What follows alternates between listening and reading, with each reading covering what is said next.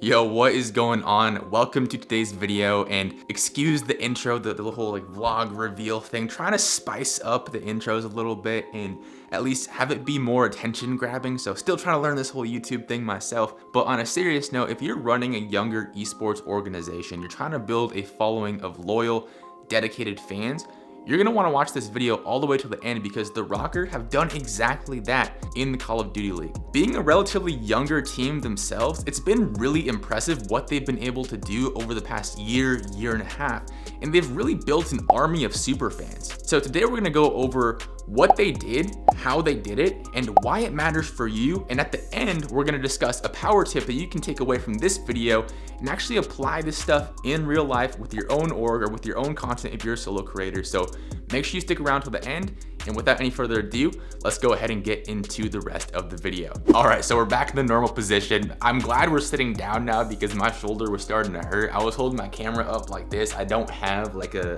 gimbal or whatever you, again, still new to this, so I don't know what you call it, but my shoulder was hurting because I was holding it up like this. But we're back sitting down, and like I said, today we're gonna be going over part of the ROKKR's marketing strategy, how they've been able to build this close-knit, supportive community around their relatively young team in such a short amount of time. Because if you look around Twitter, their supporters are super active and super vocal in supporting their brand, in supporting their team. I think the perfect example of this was when the CDL for the 2021 season released their team hashtags. You know how on Twitter you can have the hashtag and it has a little emoji or icon at the end of it. Each CDL team had one, and literally the entire day I kept seeing the ROKKR's hashtag play as one, play as one, play as one.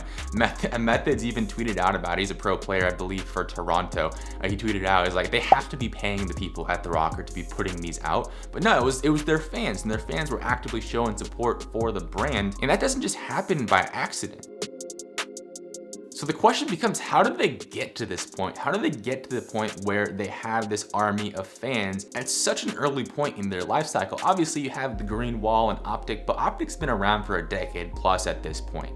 So it's pretty clear why they have that fan base. They were one of the first orgs in the Call of Duty space. Obviously Hex is really good at what he does in content, but they've been around for a long time. What's allowed the ROKKR to create this momentum so early on? Well, it's community engagement. In a recent Clubhouse room talking about esports marketing, Dylan Pomeroy, one of the Minnesota ROKKR marketing coordinators, said that their approach to marketing is one fan at a time. So taking the time to build a deep relationship with each fan, not just trying to go viral all in one fell swoop. They understand that they're early on in the process of building this team, building this brand at ROKKR and version 1, which is the parent org that owns the ROKKR and their Valorant team and the Rocket League team. They understand they're not going to take over the world in 6 months or a year or even 5 years. It takes time. So rather than trying to just jump the line, they're taking their time and focusing on relationships with each fan. Because when you spend that time to build a relationship with a fan on a deep level, that fan becomes more than just a regular supporter. They become a super fan, and that's how you end up in a situation where people are actively supporting the team without being really prompted to. All right, so at this point, you're probably thinking, okay, cool, build a relationship with the fans, it's great and all, but how does one actually go about doing that? How have they actually been able to execute on that? Because it's really easy to sit here and say, yeah, build relationships with fans. It sounds really high level and meta, but on a tactical level, there's a few things that the ROKKR have done really well that have allowed those relationships to be built. The first one that stands out in my mind is their engagement on social media. And I'm not just talking about the actual brand account. The brand account itself is really good at engaging. Usually if I mention the ROKKR in a tweet or someone tags me in a tweet mentioning them, the actual brand account will like it and reply like 90% of the time. But it's not just that, it's their individual staff members. They've empowered them to actually go out on Twitter and engage with the community. Perfect example of this is when I first started my podcast, Esports Economics. By the way, link in the show notes or link in the description below, check it out if you want. When I first started that podcast, I actually had Dylan Pomeroy, the marketing coordinator I mentioned a few minutes ago, on the podcast. And I just DM'd him out of nowhere saying, hey, I'm starting this podcast, would love to have you on. And there was no hesitation. He said yes, he came on, and it was a great episode. And honestly, that gave me the confidence to keep going with the content. So it's that willingness to get involved in the community, put themselves out there, and really support their community that has resulted in that support from their community in return.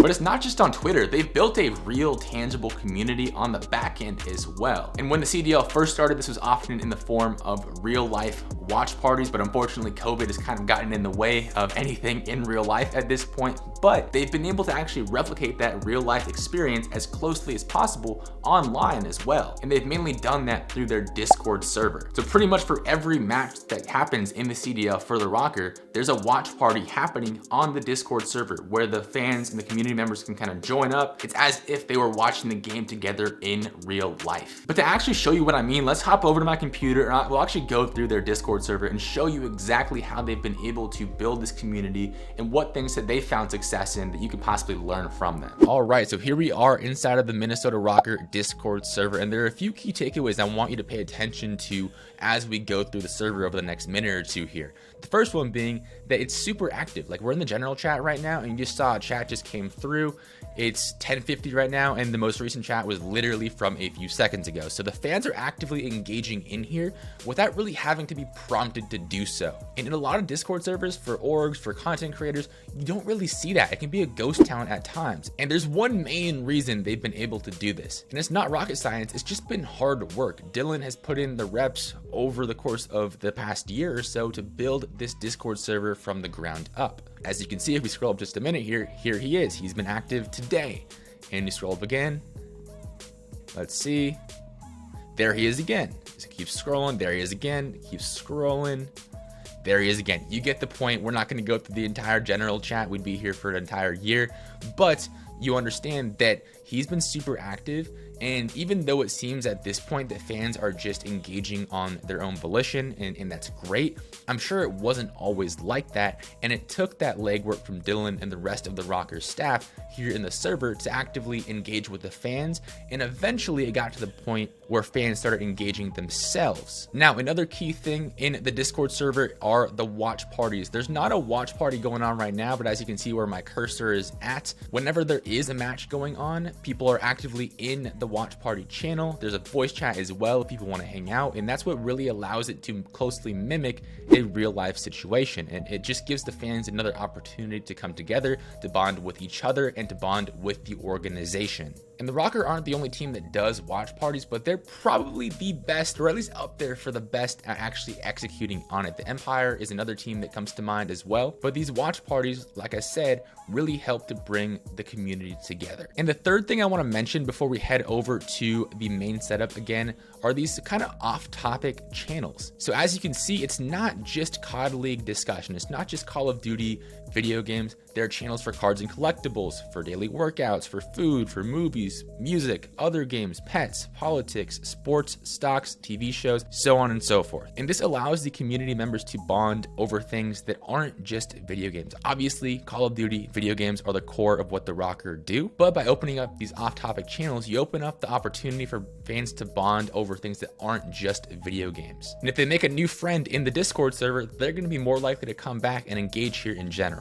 Now, if you're just starting a Discord server, I might not recommend that you go ahead and split up these channels the way they have right here, because it might dilute the conversation a little bit. I'd probably keep things in a general chat, maybe 2 or 3 different channels, but nothing too crazy, because if you only have 10, 15, 50 people in the Discord server, it's going to be tough to maintain actual conversations across 20 different channels. But because the ROKKR have put in that legwork at the beginning and built the channel to what it is now, there is the opportunity for those different channels, and they actually play a role here. So with that being said, let's go ahead and get back to the main setup. All right, so we're back over here and we've discussed what the ROKKR have been able to do, how they've been able to execute on it, and now the question becomes arguably the most important question of the entire video. Why should you even care? Why does this even matter for you? You might still be watching because you enjoy marketing stuff, but odds are you're watching this because you want to learn something from this. You want something to take away from this. So why should you really care about what the ROKKR have done and how they've done it? Well, in my opinion, there's a glaringly obvious reason.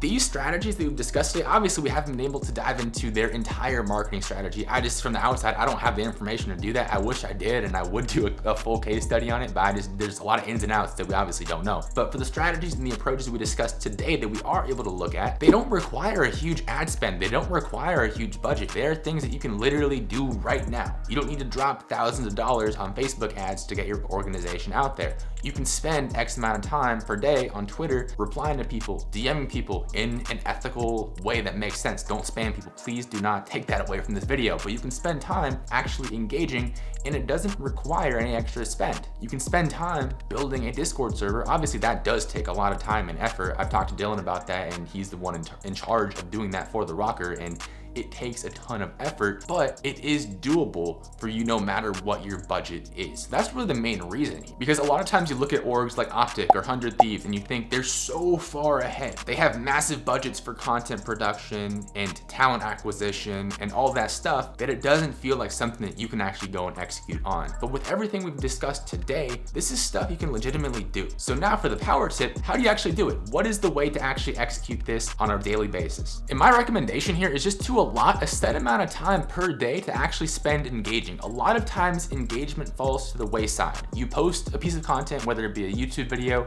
a tweet, an IG post, a TikTok, and then you think that's when the work stops. It's actually when the work starts. You want to spend time engaging with whoever engages with that content, and just independent of any content you put out, spend time talking to members of your community. If you have a small group of fans already, spend time making them super fans. Get to know them, what they like, what they want to see from you, what they don't like. Show them that you care.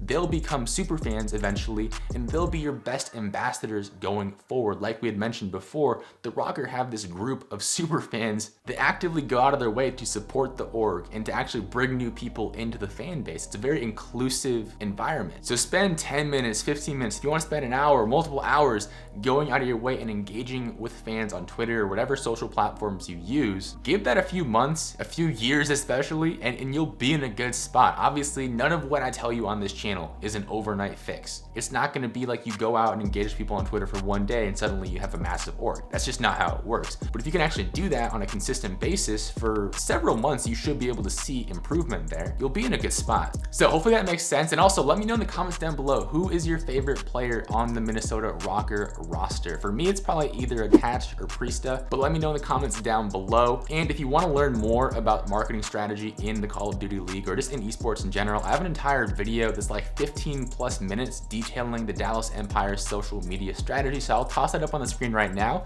Make sure you go ahead and check that out, and I will see you over there in the next video.